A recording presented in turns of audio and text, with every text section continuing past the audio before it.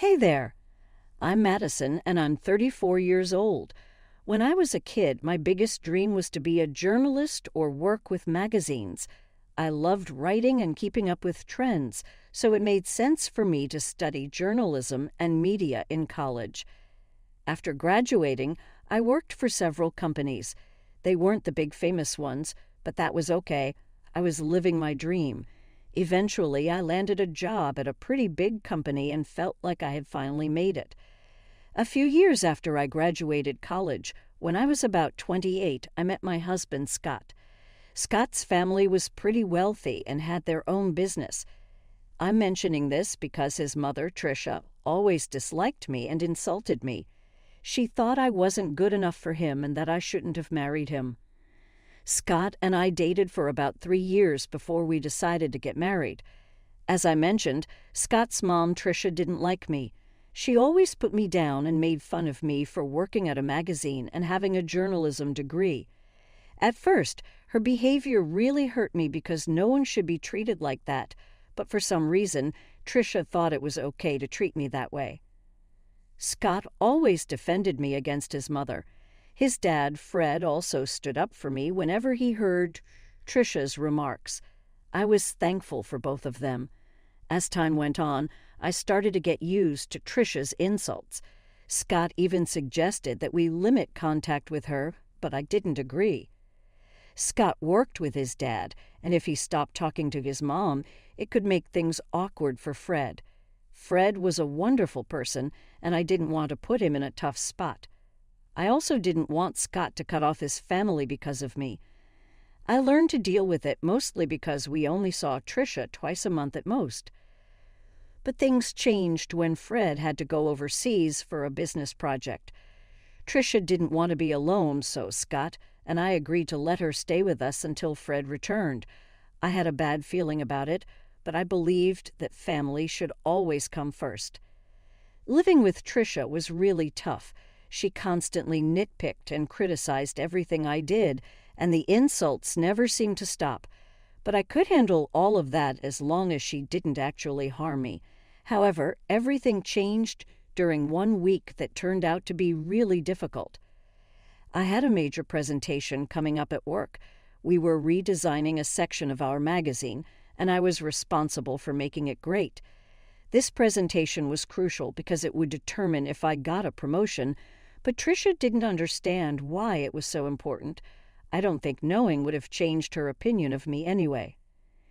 Since Tricia was staying with us, she saw how stressed I was about it. The night before my big presentation, I was talking to Scott about how nervous I felt when she overheard us.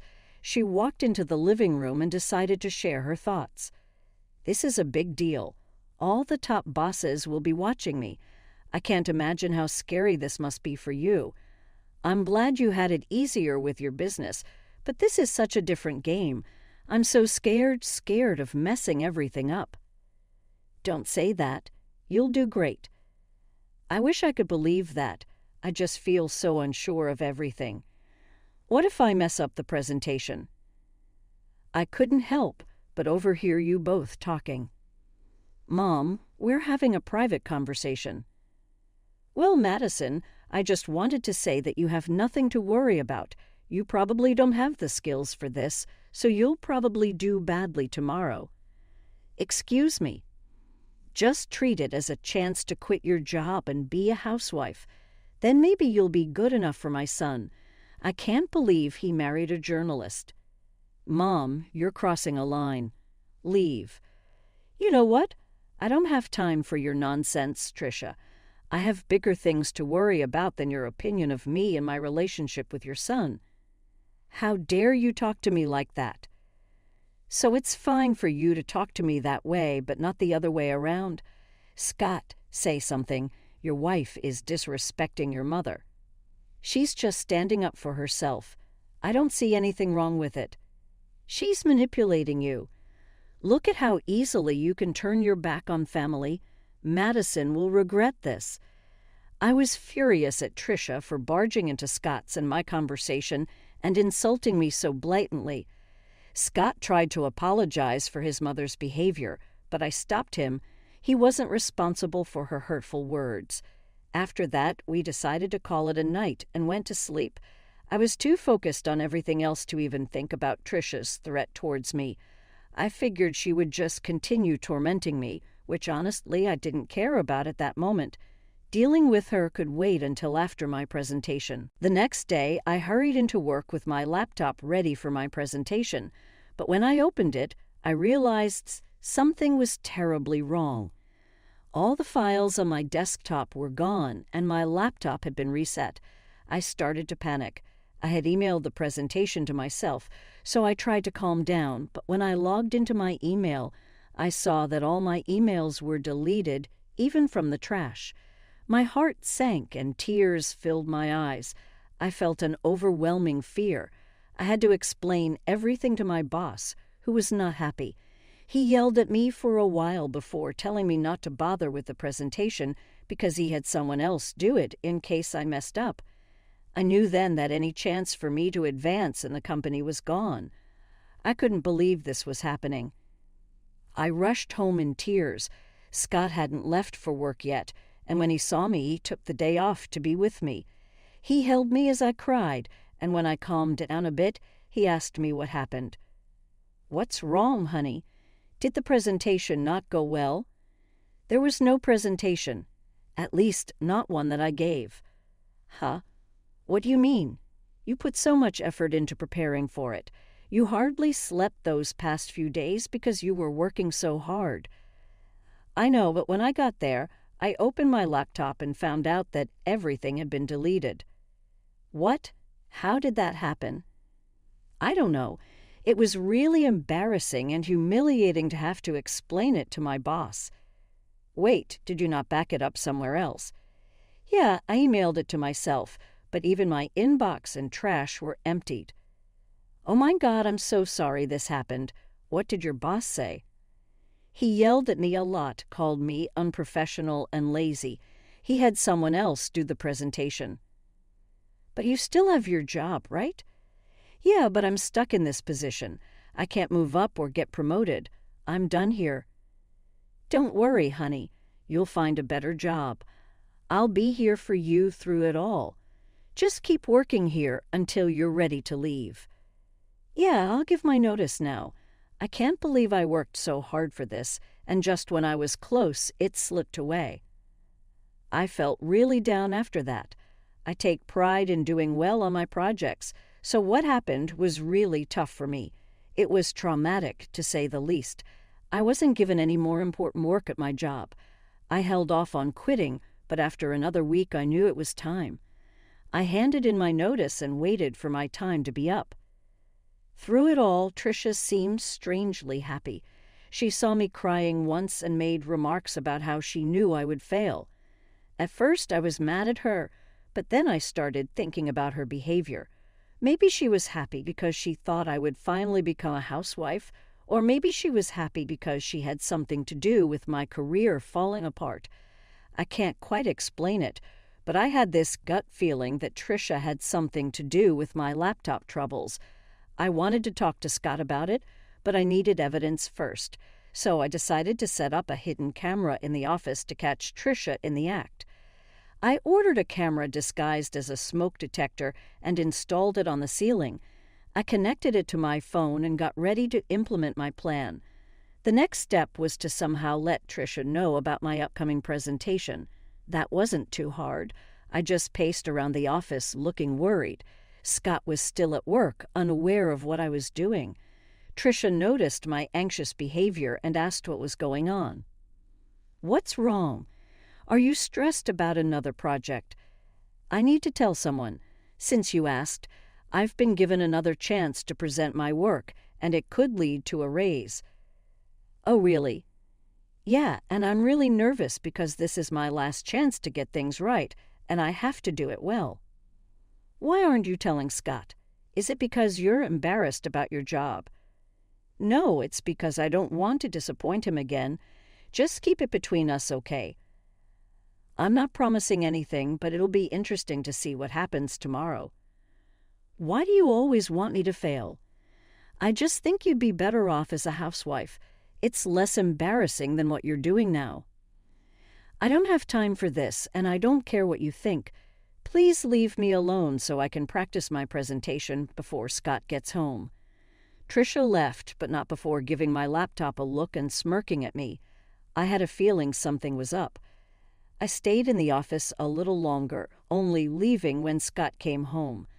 Trisha didn't mention my presentation, but she kept smirking at me during dinner. After we went to bed, I checked the footage from the hidden camera on my phone, keeping an eye out for any movement. Scott and I watched a few episodes of our favorite TV series as usual. There wasn't any action until midnight when Trisha entered the office. I quickly showed Scott what was happening on my phone. He seemed puzzled at first, but then he saw Trisha messing with my laptop until it shut off and restarted. Scott looked at me, shocked. I explained what I had done, and he was furious with Trisha. Trisha was still in the office, snooping through my files. Scott got up and stormed into the office. He flung the door open, and Trisha looked startled when she saw him. Scott tried to stay calm and asked her what she was doing. "What are you doing in here, Mom?" "Oh, nothing really."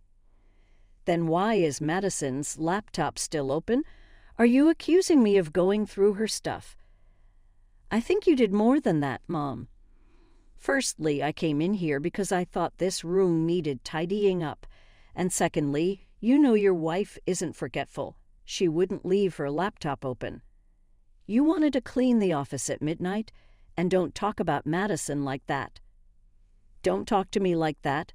I'm still your mother." "Yeah, my mother who loves to hurt and sabotage my wife." "What are you saying?" "We caught you on camera resetting Madison's laptop. You were spying on me." "No, we just wanted to make sure that what happened to Madison wouldn't happen again." "That's disgusting. How could you film me without my consent?" "I didn't put cameras in your room. I put one in my office, and you went in there without my permission. And even if it was wrong, it's nothing compared to what you did to Madison. I want you out of our house tomorrow." "But I'll be all alone," Trisha protested. "I don't care. I don't want to talk to you." The next morning, Trisha tried to delay things by helping with breakfast and washing dishes, but Scott wasn't having it. As soon as she finished, Scott came down with her bags and told her he'd packed for her and ordered her an Uber. Trisha pleaded with him to let her stay, even crying, which was unusual for her as she usually made others cry. Scott ignored her and went to our room. Trisha turned to me and started yelling, blaming me for setting her up. I told her if anyone should be yelling, it's me. She's lucky I haven't shared the footage with her friends and family.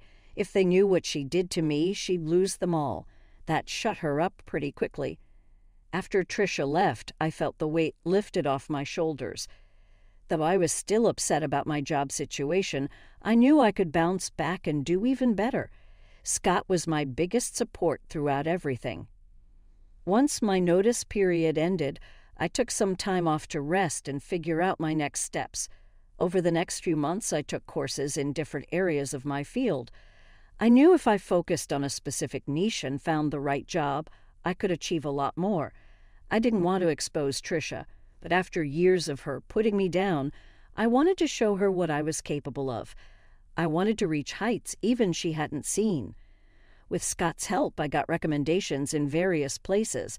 Being wealthy also meant having many connections, which was a huge advantage.